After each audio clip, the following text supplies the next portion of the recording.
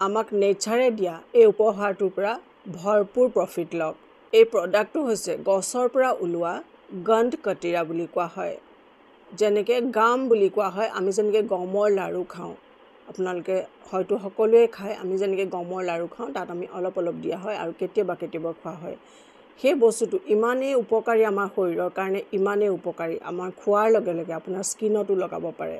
আপোনাৰ চকুৰ হেল্থ, স্কিনৰ হেল্থ, গাট হেল্থ, আপোনাৰ পাকস্থলীৰ হেল্থ, গোটেই শৰীৰটোত ইমান বেছি প্ৰফিটেবল। আজি ডিটেইলকৈ কথাখিনি ক'ম, আপোনালোকে ভালকৈ বুজি ল'ব।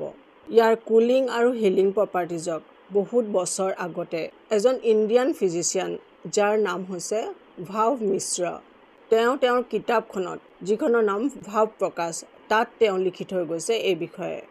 গণ্ড কটিৰা নিউট্ৰিশ্যনেল ভেলু ইমান বেছি আছে যে ইয়াত আছে কেলছিয়াম, ফলিক এচিড, মেগনেছিয়াম আৰু প্ৰটিনেৰে ভৰপূৰ এই গণ্ড কটিৰা। ইয়াৰ 15টাতকৈ বেছি বেনিফিটৰ বিষয়ে জানো আহক। এইটো গৰমত খোৱাটো জৰুৰী। ই শৰীৰৰ গৰম উলিয়াই গৰমত নেচাৰেল কুলিঙৰ নিচিনা কাম কৰে।